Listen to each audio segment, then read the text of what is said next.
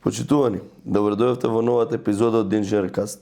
Чест ми е да ви го представам мојот денешен гостин, кој го познавам повеќе од 10 години. Го запознав кога беше демонстратор на Градежниот факултет, мене ми беше асистент, а денеска е професор на Градежниот факултет по катедрата за геотехника и шеф на истата катедра, раководител на одделението за патишта и железници и геотехника.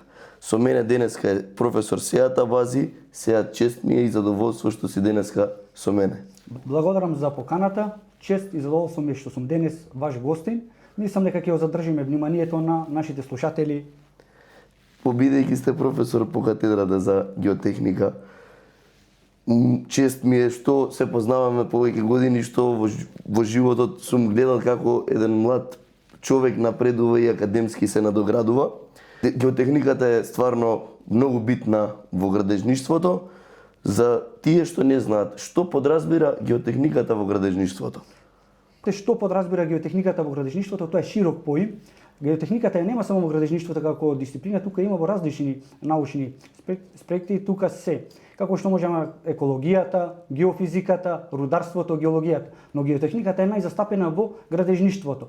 Сега ние се запрашуваме што е тоа геотехника во градежништвото.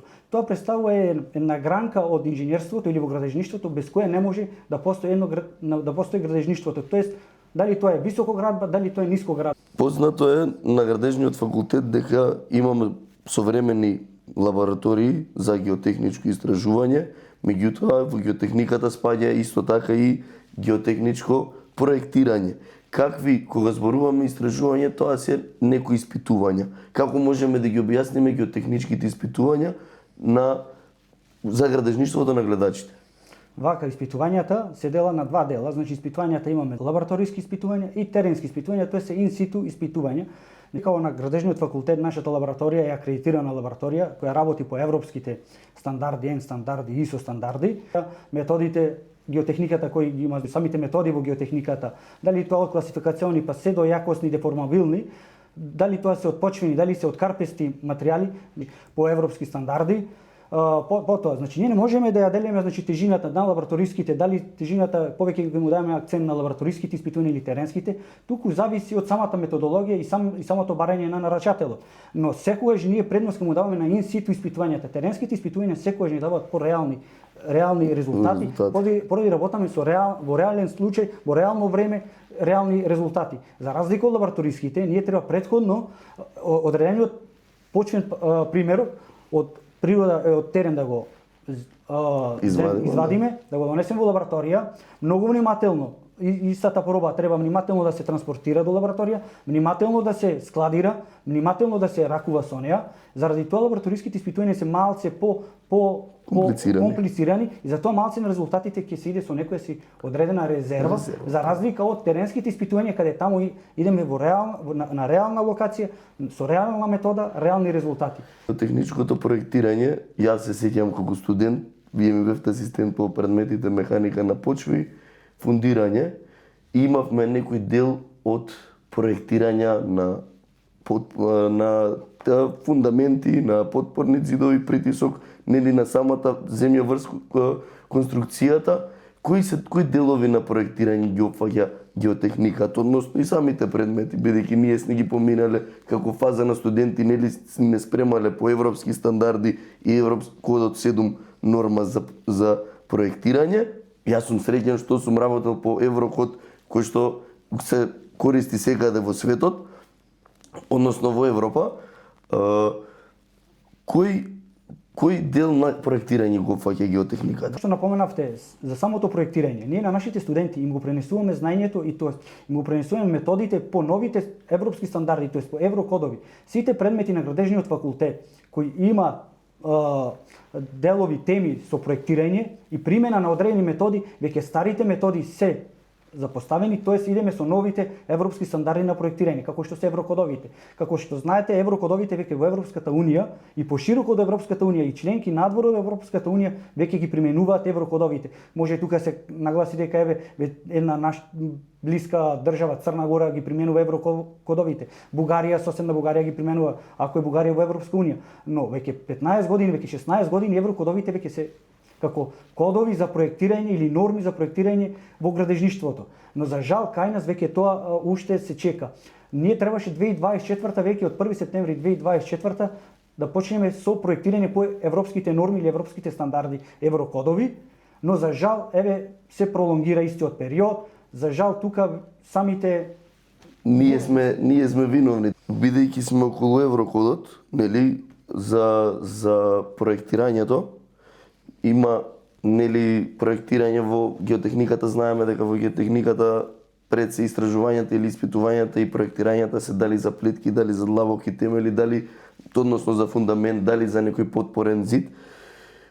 Каква примена има еврокодот, односно какви предности има еврокодот во сите овие испитување и проектирање? Вака, еврокодот 7, како што напоменавте, се занимава со проектирање на конструкции кои се испод самиот терен и одредени конструкции кои се на самиот терен, тоа е подпорни конструкции. И плюс еврокодот 7 се занимава со проектирање на одредени косини, што е табу тема во нашава држава со самите косини, проектирање на одредени косини по еврокод.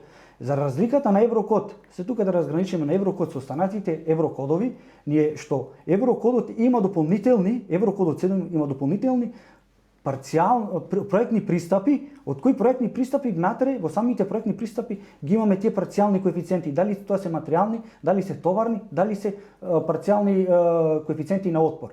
За проектирање, но за еврокод 7, дали еврокод 7 го користиме за истражување или некакво испитување во геотехниката? Вака, еврокод 7 ни нуди можност, значи еврокод 7 дел 1 е проектирање, како што напоменав, а еврокод 7 дел 2 ни представува, значи, распоред и длабина на истражни работи. Значи еврокод 7 дел 2 проблематиката е разработка на истражни работи. Значи дали тоа се лабораториски, дали се тоа теренски.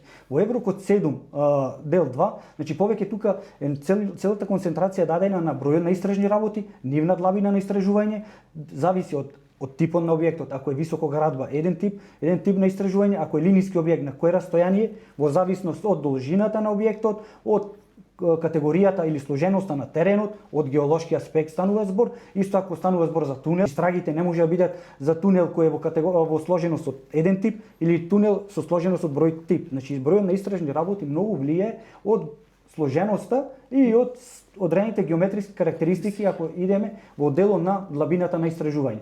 Што еврокод 7 е многу ригорозен. Значи еврокод 7 не ограничува.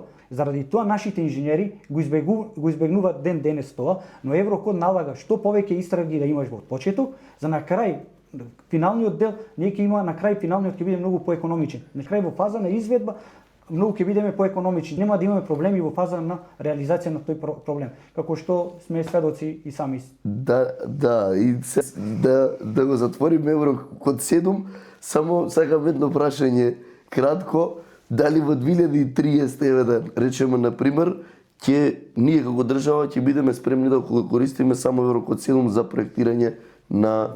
Вака, Ангел, ние веќе 2030 е многу касно. Ние треба што поскоро, веќе од утре да почнеме со еврокод. Код 7, да. Со еврокод веќе да почнеме од утре. Тоест веќе каснеме, тоест од вчера треба, ама не од утре треба. Зашто? Поради што веќе каснеме, веќе Европската унија и сите европски држави, сите држави веќе сега е нова генерација на еврокод. Тие веќе го разработуваат новата генерација на еврокод, а ние не го имаме усвоено уште првиот еврокод или првичното еврокод. Така, и за бидејќи сите капитални проекти во држава се финансираат дали од Европска, дали од Светска банка која бара европски норми за проектирање и истражување. И ние касниме со сите тие, нели? И ако касниме, ние неизбежно е да користиме странски компании каде што ќе ги работат, нели, испитувањата и проектирањата, а ние како држава имаме стварно стручен кадар кој што го разбира делот на еврокод, кој што е способен да го работи истото испитување и истражување, и ние наместо, нели, тие финансии да ги задржиме кај нас како држава, да дојдат кај нашите градежни инженери, градежни компании, се излеваат во надворешни фирми од европските држави. Добро напоменавте, значи нашите инженери моментално не се конкурентни на пазарот. Фелата мора да свати дека ние што поскоро ги применуваме еврокодовите, ние сме конкурентни на пазарот низ цела Европа. Моментално ние не сме конкурентни на пазарот со тоа што инженерскиот кадар моментално тапка уместо. Со нашите студенти ние ги изучуваме по еврокод, Кога ќе почне во пракса или во пракса со работа, ги враќаме по старите методи да проектираат и да анализираат. Нашето образование им нуди напредни методи, кога ќе се вработат, веќе се враќаме во старите стандарди, по старите стандарди. Так, кога зборуваме за нашата држава, за Македонија, кога би ја гледале од геолошки аспект, како би ја анализирале, на каква подлога, дали еднолично или како би ја изанализирале целата ситуација на нашата држава геолошки? Геолошки вака малце сложено прашање, тешко прашање, поради Македонија како што знаеме. Во Македонија само сложени работи се дешава. Геологијата во Македонија како што знаеме не е еднолична, значи можеме да кажеме дека не е материјал само еден материјал застапен, туку во зависност од старедината, зависи од локацијата, имаме различни материјали. Ако зборуваме од носив карактер, ако зборуваме од материјали кои се применуваат во градежништвото или материјали кои можеме да ги црпеме како природен материјал, како агрегати и ред други работи, но ние како инженери највише нас интересира од аспект на носивост, деформабилност, слегање и ред други работи. Нашата држава се сочува со разновидни, значи се среќаваме со геологија од различен карактер. Можеме да сретнеме геологија од добри носиви почви до слабо носиви почви. Можеме да како што можам да го напоменам, Струшко, Охридскиот дел, Струмица, Кочани, имаме доста дел кај што е слабо носива слабо носива почвата. Слабо носива самата подлога. Во возвратно во Прилепскиот дел, Битолскиот дел, Пелагонија имаме добро носива, значи во дел. Имаме и во Пелагонискиот дел, нека и Жабени, имаме слабо носива подлога. И сега тука секој дел на Македонија си има своја приказна за се. Од аспект на од геотехнички, од геолошки акцент. Да. И сега, нели, имаме многу ситуации на патиштава каде што имаме и на сообраќајни знаци и опасност од одрони некаде или појава на слечишта и која ние геотехнички ги гледаме тие работи или ги анализираме, поради што најчесто доаѓа до слегување, до појава на одрони, дали е тоа типот на самата карпа, ако е одрон, дали е типот на самата подлога и што прави на подлогата за да дојде до нејзино слегување. Мораме ние тука да разграничиме од типот на носивост, од типот на одрнување. Значи ако земеме предвид на носивост, тука се друг тип на методи и анализи, од типот на одрнување или слекување е друг метод на анализи. Сега ако зборуваме за одрнување, претежно кај инфраструктурните објекти тоа ни се дешава. Самите сме сведоци дека имаме често пати одрнување на одредени карпести предели, карпести блокови на некоја си делница и ред други работи. Тука е од самиот материјал, на самиот карпест, од нивните пукнатински системи, потоа, значи во зависност од временските услови. Значи Македонија знае да имаме минусни температури, знаеме да имаме и многу топли денови, така. Значи претежно одроните кај нас се дешаваат во зимскиот временски период кога имаме мрзнење од мрзнување и самите одрони, значи кога ќе навлезе самата вода во одредените пукнатински системи, иде до зголемување на самиот волумен, иде до распаѓање или двоење на блоковите и одронување. За разлика од свлечиштата, значи ние свлечиштето не можеме да го во зависност, значи мораме дали човечки фактор, дали геолошки процес да настане некој свлечиште. Значи човечки процес или човечки фактор е ако ние засечеме во ножица на некој инфраструктурен објект, ако претходно има и подземни води и ред други фактори, значи може да ни се појават и одредени нестабилности во зависност од материјалите. Значи ако имаме поволни материјали или поволна геологија, значи нема да ни се појави. Ама ако имаме неповолна, имаме појава, да. Или... И сега јас сум бил со вас после дипломирањето, бев на втор циклус на студии, имавме прилика да учествувам на подобрување на тло, мислам дека беше кај Дебар, ако се сеќавате, не знам дали се сеќавате, за подобрување, дали и заштита од одрони, какви методи користиме за заштита од одрони, за заштита од свлечиштва, дали можеме да превземеме мерки инженерски за да ги намалиме, да ја намалиме штетата и од дроните, меѓуто и од свлечиштата. Има ли методи кои што можеме да се заштитиме? Вака, од дроните, пак да ги издвоиме тука, од дроните со свлечиштата се две различни. Значи, така, да. Значи, од дроните има методи како да се да се санираат, мерки за санација, дали тоа се кавање, анкерисување, поставување на мрежа и ред други работи. Кај свлечиштата е малце осетлива работата, што свлечиштето се движи. Ние не го осеќаваме со око. Значи тоа може да биде брзо, многу споро движење. И наеднаш одредена маса почвена маса се придвижува. И тука е малце, значи и ние како инженери, кога даваме некои си решенија за одредено свлечиште, значи претходно треба многу мониторинг на тоа свлечиште. Колку се движи, колкава е брзината на движење на тоа свлечиште, колкава маса се движи, која е таа клизна површина, дали е длабока или плитка клизна површина, дали можеме со одредена инженерска или потпорна конструкција тоа свлечиште да се заштити или подприта тоа брдо или косина. За разлика од дроните. Дроните можеме да ги искаваме нестабилните или лабилните блокови на карпеста маса. А како што напоменавте за носивост или за подобрувањето на потлото, има многу методи. Ние кај нас, за жал, во нашава држава идеме со неколку методи на класични методи, дали тоа е со песочна перница, дали е тоа со длабоко фундирање, значи ако имаме многу слабо носива подлога, па идеме од целата конструкција ја пренесуваме со длабоко фундирање и со колови. Како што напоменавте во близина на Дебар, спроти бајните во Косоврасти се појави некој си понор, баја геолошки процес. Значи целата конструкција се изведе мостовска конструкција фундирана на колови или шипови со длабина од 23 метри, со диаметар од метро, поставени во 3 реда, врз нив се постави надколова плоча и врз тоа 30-40 сантима се постави тампонски материјал и завршениот е асфалт. Никако поминувачи, како луѓе кои не го гледаме тоа. А тоа е скриен мост кој промостува одредена проблематика, геолошка проблематика, тоа е понор. Кој понор не се настанал и се дешава во такви средини кај што имаме гипсови. Значи имаме гипсови, тука имаме и влијанието на вештачката акумулација, тоест Дебарското езеро, каде цело време нивото на водата за производство на електрична енергија се подига и се спушта. Спуштаме за производство, па го полниме и ред други работи. Колку што се добри вештачките акумулации, но за природата и за ваквите случаи прават негативно. Но ние за тоа сме инженери, треба да најме за се решение. Да постојат и вештачките акумулации, а да постои патот и поврзаност. Разговараме нели за инженерски решенија. Секој инженер треба нели да знае во одреден момент кој тип на решение, за кој тип на решение ќе се одлучи.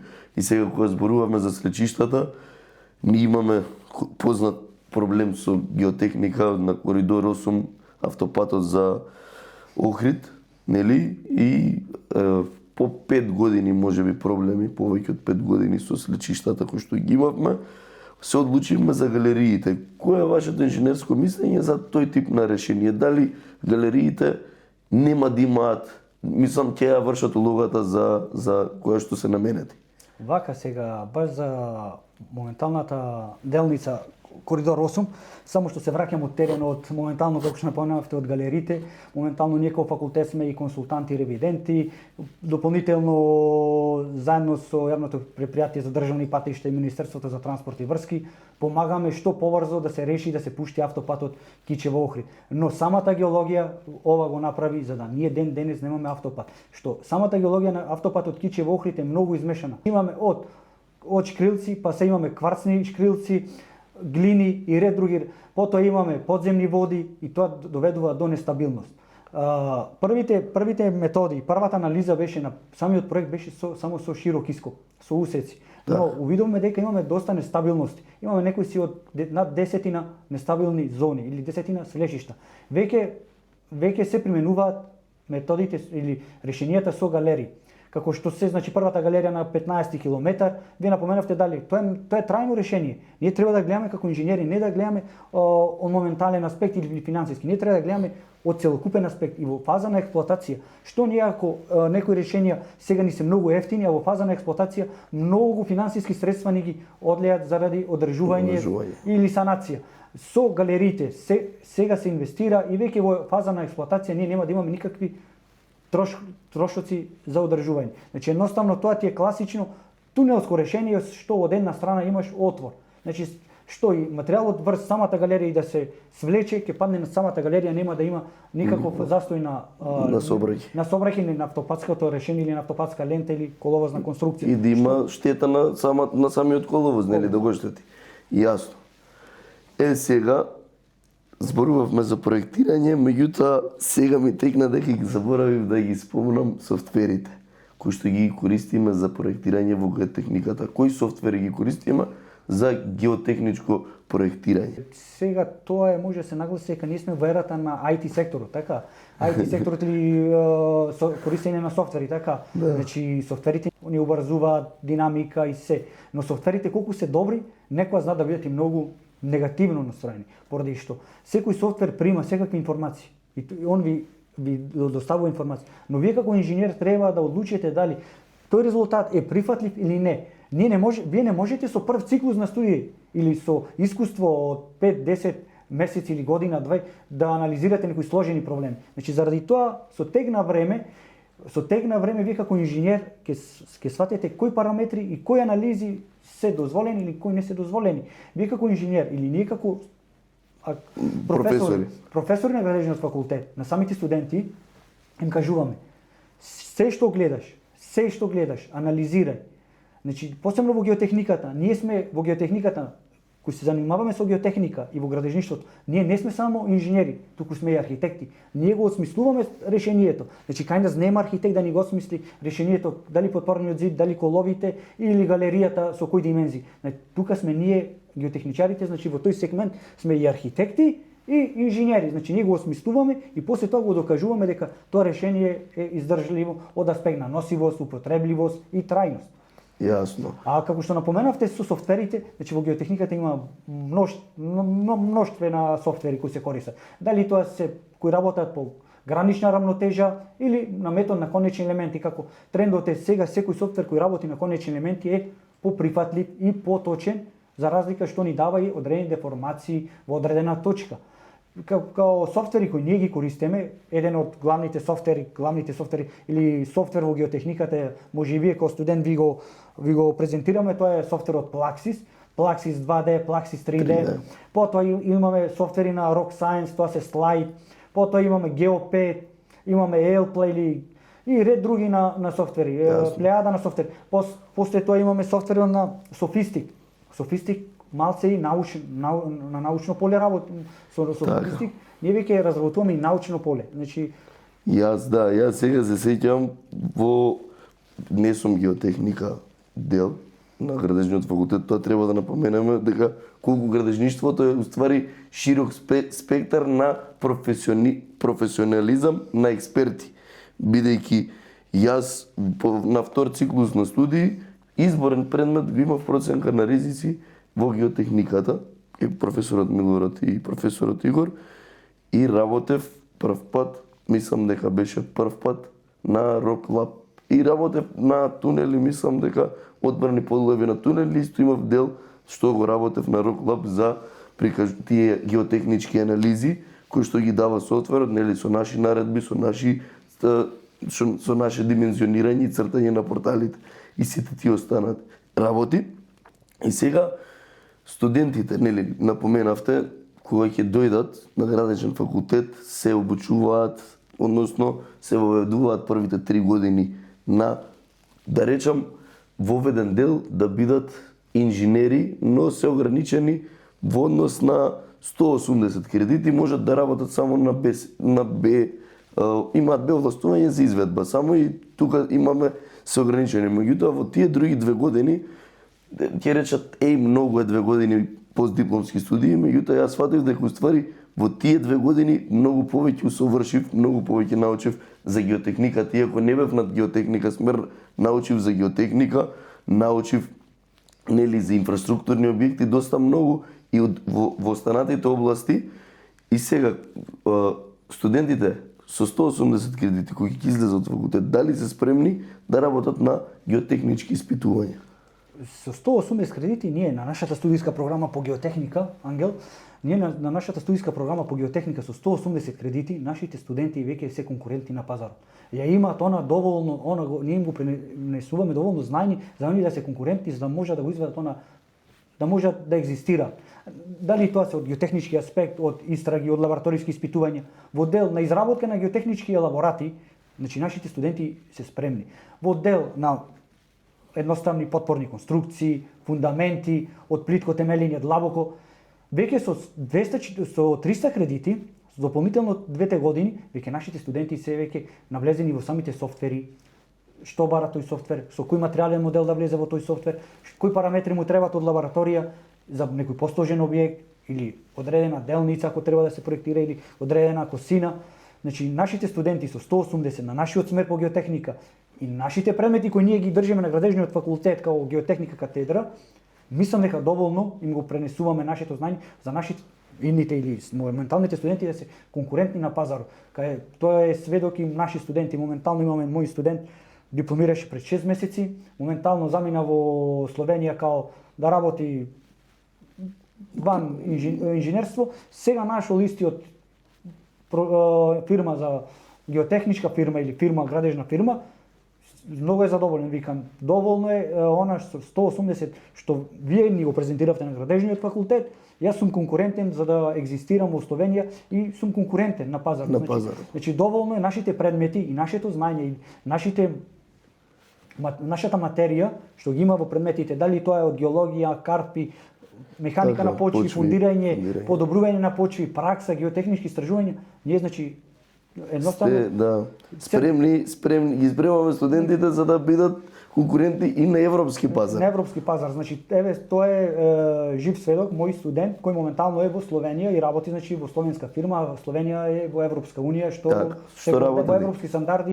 Кога сме кај инвестициите, дали инвеститорите доволно ја разбираат важноста на геотехниката, на геотехничките проекти и геотехничките истражувања?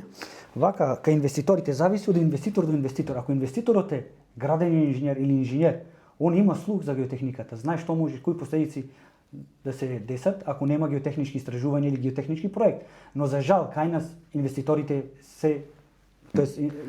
не се инженери, туку се економисти претежно така. Да. И кога ќе му кажете дека треба да изработи геотехнички елаборат, геотехнички истраги, геотехнички проект, ќе му кажете која цена треба за истраги да плати, се автоматски не сака губи интересот да инвестира, да инвестира. Автоматски тој го губи и вика не го правам тоа, зашто вика ги закупувам парите во земја. Ама не знае дека тој со тоа во фаза на изведба ќе плати 3 пати повеќе ако нема доволно информации за подлогата. Поради што не знае со каква методологија или со каков тип на решение за заштита на градежна јама, со какви материјали ќе се соочи, дали се добро носиви или слабо носиви материјали, ако се слабо носиви кои ќе треба да бонифицира, не знае која дебелина на бонификација или тип на фундамент, дали е тоа плитко или длабоко темелење, ако е слабо носива, значи не можеме со плитко темелење, ќе идеме со длабоко темелење и автоматски непланирани средства ќе му се одлеат, заради што од старт тој не платил за геотехнички истражувања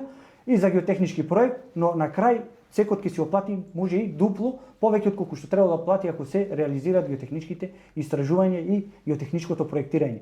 Но секогаш треба да се знае дека геотехничкото проектирање мора да иде заедно со проектирање статика. Значи секогаш товарите од статика се пренесуваат на проектот за геотехника. И секогаш треба да се во интеракција геотехника статика за да се добие едно вистинско, трајно, издржливо решение за секој една конструкција. Вие добро напоменавте. Значи градежништвото е мултидисциплинарно, една без друга што не може. Ни статика, ни геотехника, ни геодезија, ни водово, значи мораме една целина. Значи тимот мора да биде составен од повеќе градежни инженери кои што работат на различни полинија од градежништвото, дали се геотехника, конструкции и ред други работи.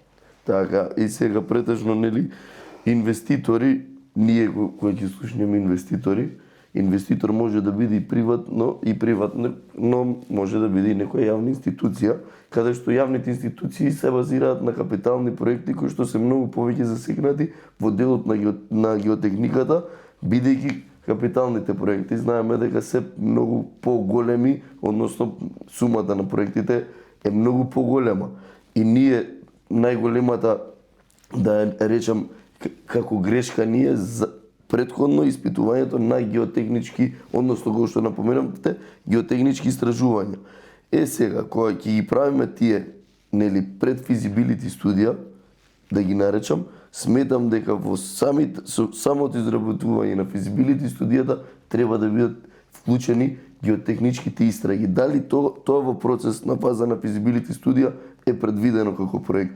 Вака, во фаза на физибилити студија се разработуваат одредени карти. Во идејното решение имаме одреден дел на истражни работи. Во основниот проект имаме дополнителни истражни работи во зависност од објектите, типот на објект, распон и ред други работи. А во фаза на изведба, дури Еврокод налага и во фаза на изведба да има дополнителни истражни работи. Но тоа, кога ќе му го кажете на инвеститор, приватен инвеститор, малце не го разбира или не сака да го слушне. За разлика како што напоменавте, кога станува збор да инвеститор, дали е јавно предпријатие, јавно предпријатие или држава, како што може да се каже, е моментално ЈПДП, железници, ЕСАМА и ред други. Значи, тие пред да почнат со проектирање, значи се изработуваат проектни задачи. Задача за геотехнички истражни работи. Значи, експерти ја прават тоа, значи тоа се инженери, дали тоа се професори кои имаат искуство, големо искуство и знаат колкав број на истражни работи, колкав број на примероци да се земаат за лабораторија, кои испитувања да се извршат во лабораториски испитувања, на која длабина да се изврши инситу испитување и ред други работи. Ама тоа е кога имаме државни или јавни институции. Ама за разлика од приватните е многу тешко да го убедиш на инвеститор дека треба да изработи геотехнички елаборат со сите стандарди. Така. Било да е за зграда, било да е за куќа. За разлика од странските инвеститори, значи он е свесен дека од старт треба да плати за геотехнички истражувања и да плати за геотехнички проект, како што налага Еврокод. Посебно геотехнички истражувања или елаборат, посебно геотехнички проект. Тој е веќе свесен дека од старт треба да се соочи со тоа. Значи тој првично веќе е соочен со таа проблематика и веќе е спремен. Сега стриктно прашање, дали сви работеле некогаш на геотехничко истражување на некој приватен инвеститор кој што гради приватна зграда во регионов кај нас? Дали до сега и вие имате работено за наши инвеститори? Да, за наши инвеститори. Имам работено доста. Да, појде ги напоменавте во странство дека ги работат, еве јас не знам, мислам не сум конструктивна насока, не знам дали ги работат тие геотехнички истражувања инвеститорите на високите објекти. Вака се кај нас моментално на сите објекти од високоградба, значи налага законот 4А налага на сите објекти на 300 квадрати да се изработи геотехнички елаборат. Тоа е веќе не е со законот со 4А. Значи налага да се изработи за сите објекти кои се над 300 квадрати да се изработи геотехнички елаборат. Тоа е за пофалба, но Еврокод налага не само геотехнички елаборат, туку Еврокод кој ќе се применува, ќе треба и геотехнички проект. Тоа ми беше проекти, не истражување правиме, меѓутоа проекти не. За фундаментот не правиме. Дополнително правиме проект за заштита на градежна јама, кај што сме приморани, кај што имаме објект со 2-3 нивоа под земја треба се гради, имаме соседни објекти, инвеститорот мора да изработи проект за заштита на градежна јама. И тука е малце секогаш со инвеститорот и со архитектот идеме до суде. Секогаш архитектот го искористува целосниот простор, нашата конструкција, геотехничка конструкција или градежно-геотехничка конструкција нема простор кај да се стави. Дали тоа се колови, дали тоа диафрагма и ред друга. Значи едноставно архитектот го занемарува тој дел. И заради тоа архитектот не знае што се дешава под самиот терен. Затоа јас во почетокот ви напоменав. Геотехничарот или градежникот или конструктивецот кој работи дел геотехника, он е и архитект, он е и инженер. Така, пошто рековте, вие ги димензионирате, односно ги проектирате и подпорните зидови и темелите. Ајде, темелите не ги гледаме, меѓутоа подпорните зидови и текако ни се видливи на одредени делови, ги гледаме како нели инженерски решенија. Сега кога ќе збориме подпорните зидови, малце имаме дискутирано за притисокот на земјата врз подпорниот зид со вас, за некои технички решенија, бидејќи сум имал чест да се консултирам за лични примери. И имаме напоменато за одводнувањето на самите подпорни зидови, водата, како влие водата со земјата на подпорниот зид, како дејствува и нели ставаме дренажа, како би го објасниле тој цел процес на потпорен зид за да нели да ги со водите што одат во земјата да ги собереме. Како оди цел тој систем? Како би го објасниле сите тоа? Така, значи потпорните конструкции се сложен систем на конструкции каде што имаме товари кои делуваат на таа потпорна конструкција, значи тие товари првично се почвените товари или активниот почвен притисок. Значи ако немаме почвен притисок или почва, ние не треба да изведуваме потпорен зид. Во нашиот случај, значи секојаш потпорен зид штом се изведува или се проектира, значи треба да имаме некоја си во позадина на тој потпорен зид, некоја косина, некоја почвена маса која треба да се допре за да не падне. И сега, ние почвените маси и почвените параметри ги знаеме за одредениот материјал. Но фактор кој влие негативно за тие потпорни зидови е водата. Значи никако викаме една анегдота вика многу е лошо вода ти влезе во чевла, а не па да ти влезе во куќа и ќе се разболеш ако ти влезе во чизма. Во чизма и тука ќе види готово. Заради тоа треба да размислуваме како водата да отстраниме. Едноставно, целосно. Тука идеме со дренажен материјал, со дренажна цевка, со барбакани, ако знаеме дека имаме површински води кои наидуваат, ако можеме со одредени канали, обводни канали, едноставно зидот да биде едноставно да прифаќа само почвен притисок. Ние кога го анализираме секоја конструкција, анализираме во геотехниката, секоја се анализира во најлоши случаи. Значи да е во водозаситен. Ама да не биде водозаситен, а да мора водата некаде да ја испушта. Да не биде сега и вода и почва. Значи да функционира како базен или како брана. И тука може да ни настане некоја си хаварија на потпорната конструкција. И тоа е вообичаено. Секаде кај што потпорните конструкции попушта, тука е од недоволно третирање на подземните води или атмосферските води кои идат во потпорната конструкција, во позадина на самата потпорна конструкција. Недоволно дренажни системи, дренажен материјал, тука дренажна цевка, одводнување и ред други работи. И кој ќе видиме дали потпорниот зид ние го гледаме како конструкција, ама гледаме дека има многу други елементи кои што влијаат на самата конструкција, од кои што треба да се издимензионира, односно да се испроектира предвремено самото оптоварување на потпорниот зид, да се предвиди самиот притисок, да се предвиди, односно да се насочи водата, да не направи дополнителни отежнувања каде што потпорниот зид нема да може да ги прифати товарите и да дојде до обрушување. И затоа викаме кои гледаме геотехниката сега попативме голем дел на геотехниката, буквално се сите елементи, темелите како што спомнавме при проектирање се надевам во иднина дека во високите конструкции ќе го користат еврокодот за проектирање на плитки и длабоки темели, да се надеваме дека инвеститорите ќе бидат свесни какви последици може да донесе, односно не дај Боже, никој не ги посакува лошите последици, меѓутоа ние треба превентивно да се заштитиме и ние како инженери и сите станари, бидејќи треба бидеме свесни дека луѓето цел свој труд, животот не го вложуваат капитално во домови и треба да бидат заштитени, таа темелите се како што знаеме, темелот е носивоста на самата конструкција која што е неизбежен да биде проектиран, издимензиониран онака по најголеми стандарди, бидејќи сите товари доаѓаат во него. Спомнавме потпорните зидови и сега она што ми доаѓа на ум е мостовските конструкции, сите ги знаеме зашто служат за премостување на одредена долина.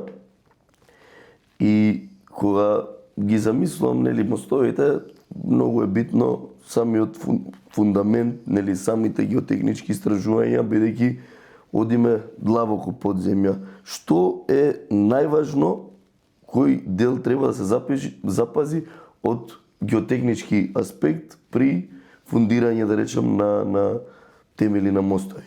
Кога станува збор за мостови, баш интересно решение мостови, сите го гледаат мостовското решение, конструкцијата, никој не се интересира доле какво е решението.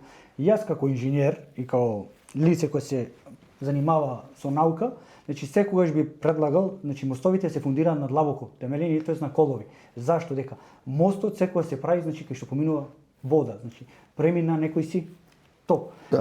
Ние не знаеме со тек на време подкопување на плиткото темелини ќе дојде до одредени деформации. Нашата конструкција Мостовската конструкција може да стои, дали тоа се плочи, дали тоа се греди и ред други конструкции на мостовска конструкција, но темелот ако ни слегне, ние имаме деформација доле и веќе тука имаме колапс на самата конструкција. Активното е многу добар, гредите стојат, столбовите стојат, но темелите има некоја си деформација и автоматски самата мостовска конструкција е во употреба. А тука е дека не е извршена анализа на самото речно корито, не е извршена анализа на материјалите кои се или геологијата на под самиот мост, и заради тоа како трајно решение и најдобро е значи за секој мост да се фундира на длабоко, длабоко фундирање, тоест на колови. Во зависност од товарите на мостовската конструкција или распоните или товарите, ние како геотехнички инженери, градежни инженери кои се занимаваат со геотехника, значи треба пресметат колка број на колови за едно стомно место. Се да се навратиме назад, евро код што налага. Значи ако идеме со колови, значи ние пред да анализираме колови или пред да пресметуваме колови, ние треба да извршиме пробно товарење на кол за тоа стомно место. Но за жал кај нас уште тоа не е тренд. Значи за жал не испитуваме и треба значи Еврокод налага значи одреден процент на испитување, значи одреден процент од бројот на колови треба да се изврши број на тестови. Дали тоа се со статичко пробно товарење или со динамичко пробно товарење. Секогаш тука треба да ни остане и за памет. Значи сите мостови треба да се фундира на колови. Значи ако сакаме да имаме трајно решение, дека што кажуваме, значи секој страм на одредена конструкција ја го гледаме страмот. Еве гред ако имаме на објект, дали е тоа мостовска, ако има некоја си деформација, го гледаме страмот, инженерскиот страм. Во геотехничкиот страм, ако нешто се деси, не го гледаме. Но геотехничкиот страм или кикс или многу е скап за негова санација или враќање во првобитна состојба. И заради тоа, значи, ние треба од почеток да внимаваме и што решение ќе предложиме. Заради тоа јас нагласувам дека секогаш за мостовски конструкции кои поминува низ речно корито, да идеме со длабоко темелење, тоест со колови. Сега за крај едно последно прашање кој што мене лично ме засега, гледачите се надевам дека и тие ќе бидат засегнати. Работам претежно гледам да се насочам на струката која што го имам завршено образованието, а тоа е транспортната инфраструктура, односно сум инженер по транспортна инфраструктура, патишта и железници. И кога нели имаме геотехнички испитувања, имаме места на локации на патиштата, на железниците, каде што мора да го подобриме тлото. И мора да имаме некое подобрување на тло и користиме одредени типови на материјали, меѓутоа користиме некаде и геотекстил, користиме одредени материјали. Кои типови на материјали најчесто ги користиме и колку геотекстилот, каква улога има геотекстилот при слегнувањата како материјал? Дали може да ги дефинираме тие работи? Баш интересно прашање, Ангел, малце ме измешавте од едно друго, од длабоко темелење, потпорни конструкции. Сега идеме на трета или петта тема, тоа е геосинтетици. Тоа се материјали кои имаат земено зама во градежништвото, посебно со геотехниката и во градежништвото. Тоа се геосинтетици. Таму значи спаѓаат, како што напоменавте, геотекстилот. Геотекстилот, значи функцијата на геотекстилот може да му биде сепарација и издвојување на слабо носивиот матичен материјал, матичниот тло со подобрениот или тампонски материјал. Едноставно како граница да не дојде до мешање на подобрениот тампонски материјал со слабоносивиот или слабоносивиот со тек на време да се измеша горе и да ние автоматски тогаш ќе имаме пак слабоносива подлога. А со самиот геотекстил, во зависност од неговите карактеристики, може би е неткен, ние правиме некоја си граница, да не иде до мешање на материјалите. Едноставно граница. Имаме геотекстили кои се ткани, кои ни помагаат и во делот на зголемување на одредена носивост и рамномерно стегнување. Као други материјали за подобрување, како што напоменавте вие во некоја делница сте користеле, тоа се геомрежите.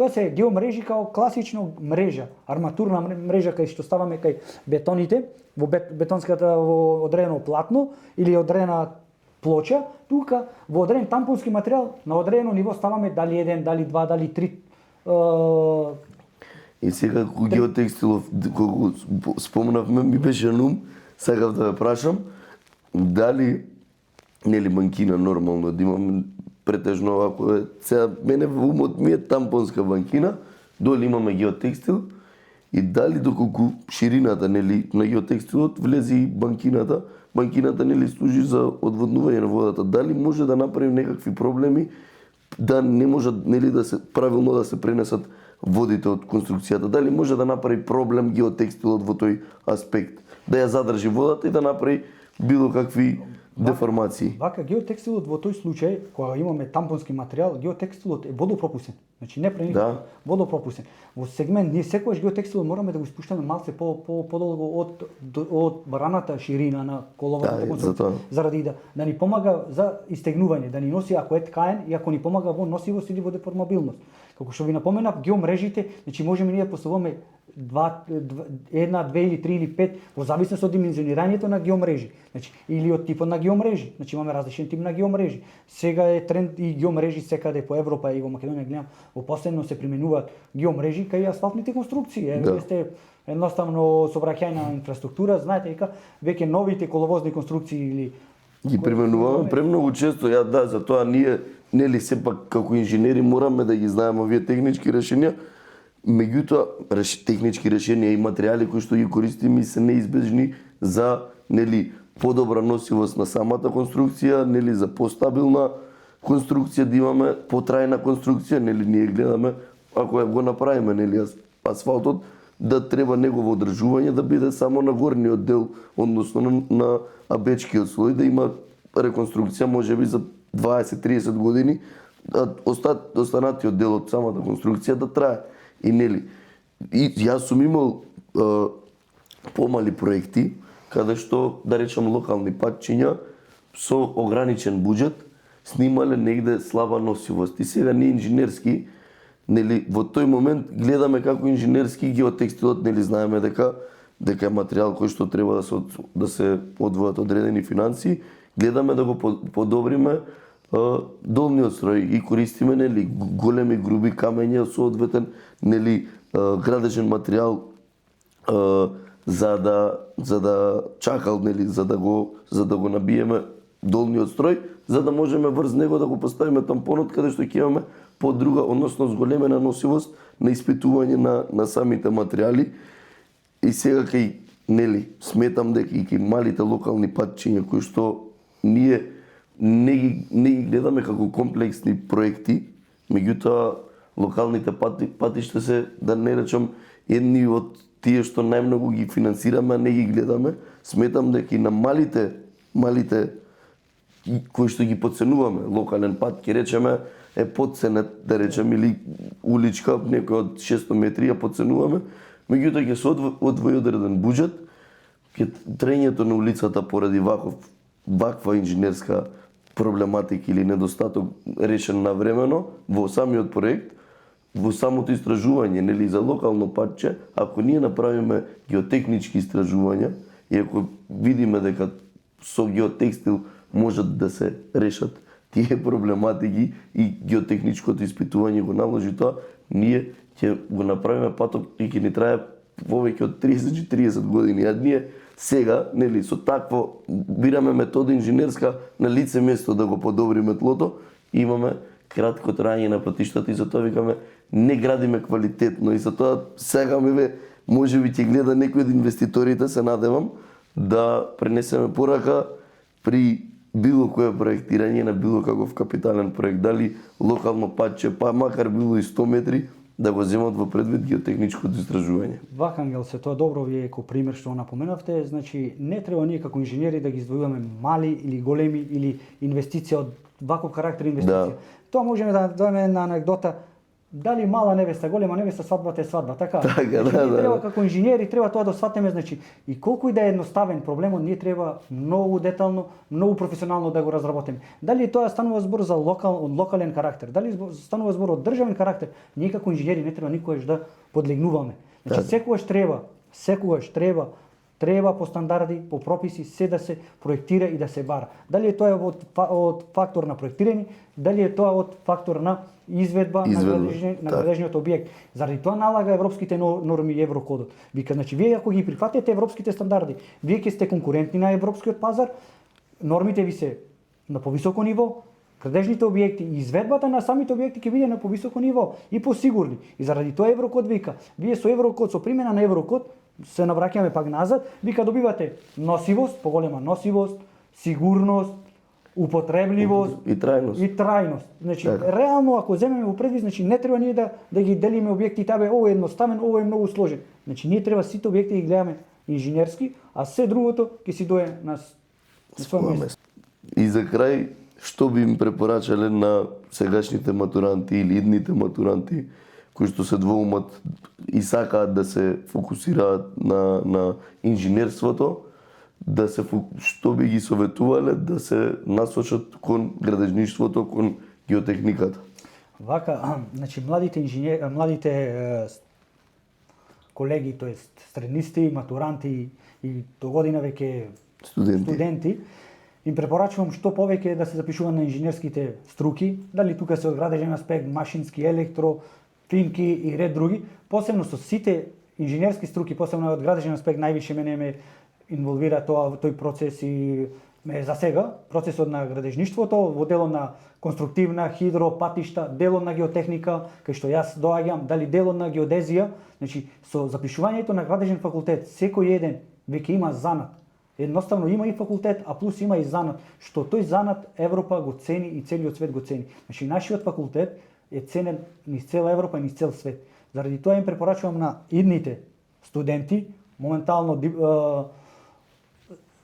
матуранти, да размислат да се запишат на градежен факултет, а ние тука знаем, градежниот факултет не е баш така едноставно како што викаат лесен, туку градежниот факултет бара само стрпение и упорност, дисциплина и упорност, а резултатите ќе си дојдат сами по себе.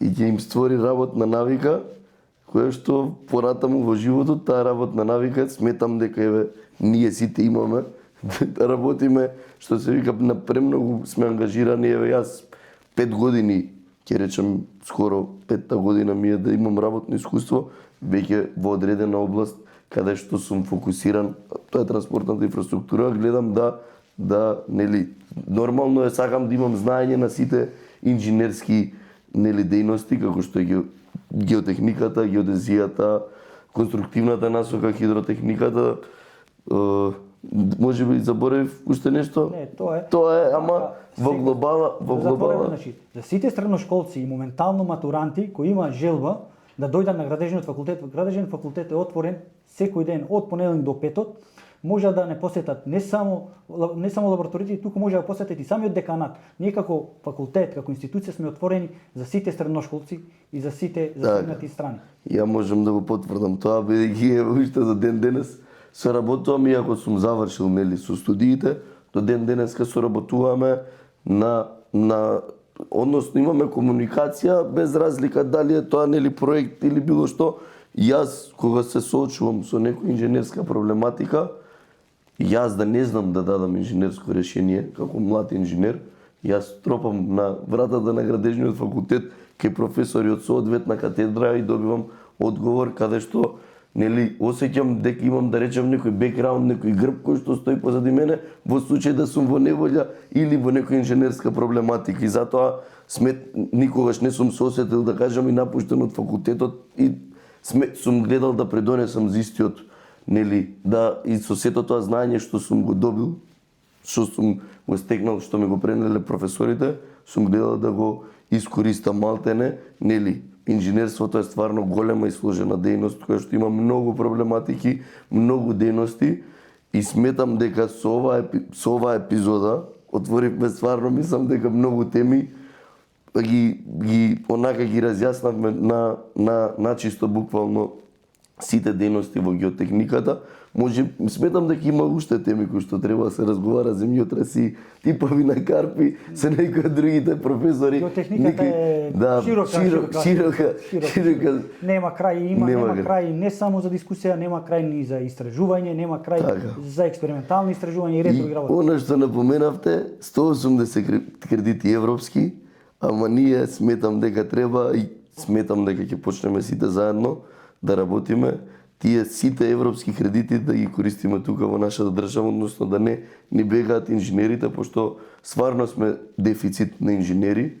стварно имаме добар кадар кој што ни заминал од држава за жал и сметам дека сите тие добри инженери и ние што се трудиме да сме добри, нели, никогаш нема да се фалам дека сум предобар инженер или сметам дека имам многу добри колеги кои што се стварно експерти во својата област. Сметам дека треба да ги задржиме бидејќи сите капитални инвестирања во нашата држава доаѓаат од градежништвото, од делот на градежништвото, бидејќи имаме напомената во една епизода дека нашето богатство е нашата буквално инфраструктура, нашите објекти, државни капитални со кои што располагаме, а ние како лица гледаме да бидеме максимално инволтирани во сите тие проекти за да ги реализираме и да ни траат повеќе од 5, да речем, децении, па да треба да ги одржуваме и да ги одржуваат идни генерации после нас, со кои што ние ќе се гордееме. Како што напоменавте, Ангел, че градежништвото е двигател на економијата на секоја една држава. Значи ние како фела, ние треба повеќе внимание, значи како што знаете, обрнуваме на студентите, работодавачите треба повеќе внимание да обрнуваат на нивните инженери. Врз база на обуки, семинари и ред други работи, да ги спремаат теренски. И теренски, и дали е тоа теренски, дали е тоа за дел на проектирање и ред други работи, да ги прифатат европските норми, но работодавецот да не биде толку стегнат, да не биде толку затворен, туку да биде многу опуштен. Поради тоа, ако сега инвестира во неговиот инженер, знај дека утре тој инженер нему ќе му донесе бенефит. И не само на самиот работодавец, туку и за нашето општество. За жал, нашите инженери од ден на ден ни бегаат, што тоа е за жал, а тоа е што немаме закон. Да, закон норма, која што ќе ја применуваме, нели, како и за геотехниката, меѓутоа и за сите останати дејности. Ви благодарам за присуството. Се надевам дека вниманието ќе го задржиме до крај, бидејќи имаше доста теми кои што беа интересни за да се слушнат, можеби секојдневни, можеби некои од инженерите ги познаваат сите овие проблематики, му се јасни, меѓутоа ќе ги потсетиме и убаво е да ги слушнат.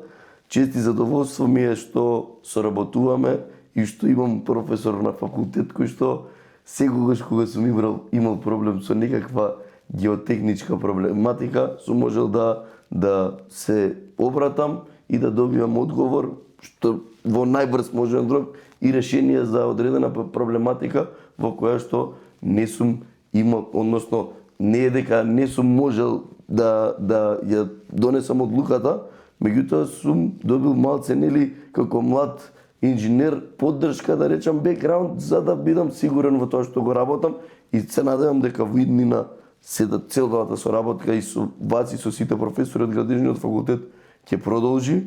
Се надевам дека оваа година ќе имаме барем 200 студенти запишани, бидејќи порано како што сум разговарал, нели, со постари луѓе, ми кажувале како имало приемен испит, како се бореле средношколци да се запишат на градежен факултет, а сега за жал, нели, имаше мал дефицит на кадар, бидејќи малте и младината бега од одговорноста. Ние треба бидеме свесни дека сите ние генерации идни треба да ја градиме оваа држава за другите идни генерации кои што ќе треба, нели, само да ја доградуваат и надградуваат на прав пат. Голема е благодарноста, ви се благодарувам за вашата покана денес што учествував вака од оваа страна цело време, од другата страна јас прашање поставам, а се некој друг ми поставува, а тоа вие сте првиот, така што после моето докторирање и по моето, значи, студирање, вие сте првиот што ми поставувате вака прашање и на столчето се чувствувам како студент, па се мислам дали ќе грешам или не и се враќам, окей. Голема е честа, пак уште што бев гостин ваш. Мило ми е само да продолжите вака со оваа емисија. Вие со оваа емисија и со вашиот подкаст инженеринг кастинг, инженерството во нашата држава го кревате на повисоко ниво. Голема благодарност не само од мене, туку и од целата фела инженерска, посебно и од градежниот факултет, поради као јас идам од градежниот факултет као моја матична куќа и така, ви благодарам. Благодарам за убавите зборови и пред, нели, се сакам да се заблагодарам и на градежниот факултет за поддршката, за тоа што и вие и сите останати професори кои што гостуваат. Целта и на овој подкаст, нели, јас кога го презентирав на градежниот факултет на Деканската управа, беше промоција на градежништвото, промоција на тоа што еве јас сум се посветил малтене целосно. Кога ќе се вратам, луѓето ќе речат: "Абе, уште си млад." Ама јас сметам дека моите млади години, најубави години ги посветив на градежништвото и сметам дека научив доволно од таа зграда, од градежен факултет. Имам стварно убави спомени и го осеќав емотивно дека треба да направам нешто за благодарност, за го вратам. А понатака се надевам дека ќе имам и соработка со градежни компании, стручни лица кои што се директно инволвирани во проектите кои што се има, нели, како што реков, широк спектар на проекти, многу градежни инженери кои што ќе имаат шанса да разговараат со проблематиките кои што се соочувале секојдневно на терен. Ви благодарам уште еднаш за присуството. Почитувани, ова беше новата епизода на Инженеркаст. Се надевам дека го задржавме вашето внимание до крај. Со оваа емисија свативме дека геотехниката содржи широк спектар на дејности, односно на истражување, испитување и проектирање. Користете го ефикасно вашето слободно време на социјалните мрежи, приклучете се и открите моќта на знаењето со Инженеркаст.